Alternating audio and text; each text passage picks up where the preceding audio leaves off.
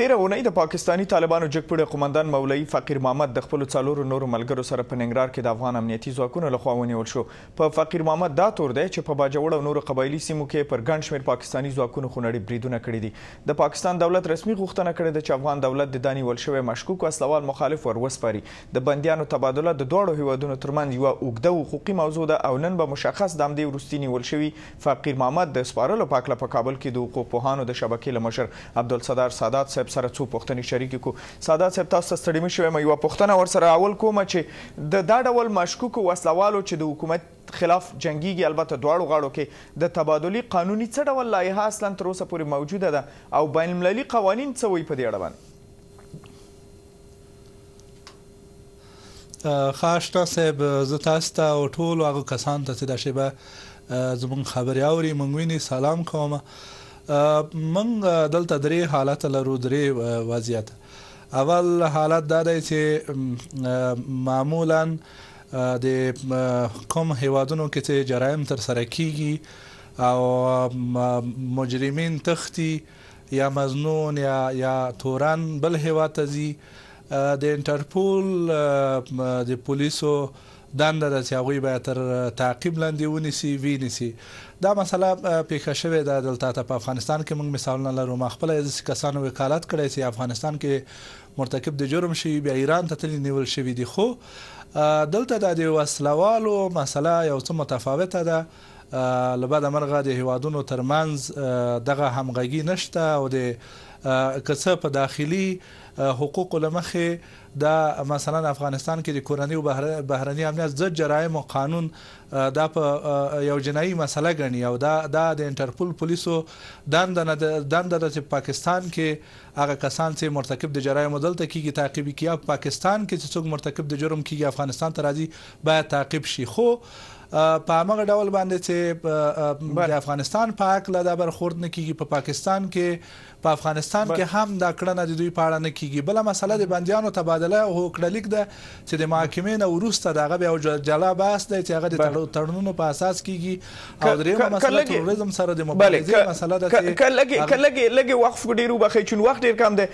پاکستان تېره میاشتې رسمي خبر ورکړ چې ټول افغان بندیان به خوشي کړي، خو بیا د افغانستان دولت وایي چې هغه بندیان چې د افغان دولت سره د مشورې پرته خوشي کیږي هغه د سولې په ګټه باندې نه دي، یعنې چې نه دي خوشي کیږي.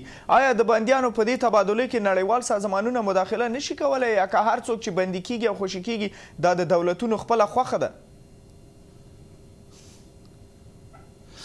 دا یو متفاوته مسله ده. کوم کسان چې مثلا افغانان دي، افغان دولت سره مشکل لري، هغه د پاکستان خاورې ته ځي، هلته پاکستان یې نیسي، حد اقل د پرته له مجوزه د ننوتو په تور باندې پاکستان کولی شي هغوی تر عدلي و قضایي تعقیب لاندې ونیسي. حتی که افغانستان سره دوی بیا کوم تړون هوکړلیک هم ونه لري، وروسته له دې نه چې هغوی د خپل همغه جزا تیره کړي باید د مرز نه واړول شي، یعنې افغانستان ته ور وسپارل شي. کله چې دوی د هغه د جزا د تیرېدو نه وروسته په پاکستان کې پاتې کیږي، یعنې پاکستان یو ډول باندې د هغوی حرکت ته یا د هغوی اعمالو ته سیاسي بڼه ورکوي، یعنې یوه لاره لري چې باید په رسمیت یې وپېژني، د دوی دا جنګ ته سیاسي مبارزه ووایي او سیاسي پناه ورکړي، بله هېڅ توجیه نه لري. یعنې څومره افغان بندیان چې هاخواته دي پاکستان سره دي، هغه وسلوال مخالفین دي، هر څوک دي، هغه پاکستان کولی شي د خپل په خاوره کې ما مثال د هغه جرمونو کې هغوی ونیسي، د محاکمې نه وروسته د جزا د تیرولو نه وروسته هغه باید افغانانو ته وسپاري. افغانان عین همدا مکلفیت لري، خو له بده مرغه همغسې چې پاکستان په پراخه توګه حمایت کوي، افغانستان هم دغه همکاري ته زړه نه ښه کوي. فکر نه کوم چې مولوي فقیر محمد د دوی ته وسپاري. صحیح. اوس خو تر ټولو دا هڅه ده چې د بندیانو تبادلې خبره کله هم یادېږي، نو خصوصا د افغانستان د خوا نه د سولې او د ثبات د تامین دپاره دا هڅه کوي چې خصوصا هغه بندیان چې د سولې بهیر سره کومک کولی شي. مګر هم ډېره ویره دا هم ښودل شوې ده چې ځینې نیول شوي بندیان په دواړو هیوادونو کې، په افغانستان کې او پاکستان کې چې د زندانونو نه آزاد شوي دي، هغه بیرته د وسلوالو مخالفینو سره یو ځای شوي. فکر کوئ د تورنو کسان دا ډول نیونې د سولې د بهیر سره هم بیا څه کومک وکړلی شي؟ معمولا خصوصا په پاکستان کې دا ګرفتاریان هیڅ وخت نه هلته د کوم جرم د ارتکاب له مخې وي او نه هم افغان دولت سره یا نړیوالې ټولنې سره د همکارۍ لپاره وي. پاکستان دوه ډوله گرفتاری لرلې دي، یعنې خلک هلته توقیف کړي. یو هغه کسان چې د دوی د صلاحیت له دایرې وتلي دي، د استقلالیت تلاش یې کړی دی، هغه کسان یې نیولي دي، هغه یا په زندانونو کې وژلي دي او یا یې په دوامداره توګه هلته ساتلي. یو هغه کسان دوی نیسي چې کله نور دوی نشي کولی چې هغوی بیرون په آزاده فضا کې وساتي، بیا بندیخانو ته یې راولي. اما په واقعیت کې هغوی بندیان نه دي. داسې مثالونه موږ ډېر زیات په پاکستان کې لرو.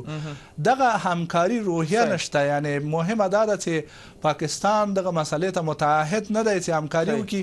که همکاري وکړي دا ډېر زیات ساده خبره ده. فکر کوم دواړو هیوادونه کولی شي دا مسله حل کړي. ستاسې د خبرو په بنا یعنې د دواړو هیوادونو نږدې اړیکې او ښه همکاري به د ثبات سبب کیږي.